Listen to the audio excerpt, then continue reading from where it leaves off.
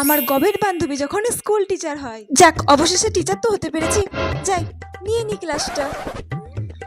Good morning class. Good morning good morning good morning good morning. সবাই বসো বসো বসো। আচ্ছা, প্রথমে তোমাদের রোল কলটা করে নি।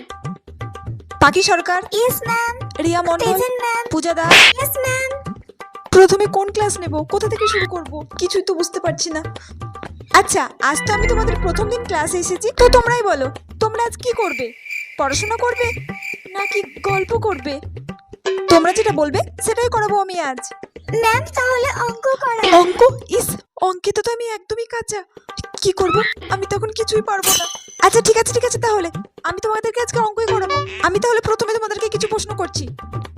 এই তুমি বলো তো, 5 আর 7 কত হয়? তো সোজা ম্যাম, 12 হয়। 12? ইস, ঠিক বললাম না ভুল বললাম, আমি তো কিছুই বুঝতে পারছি না।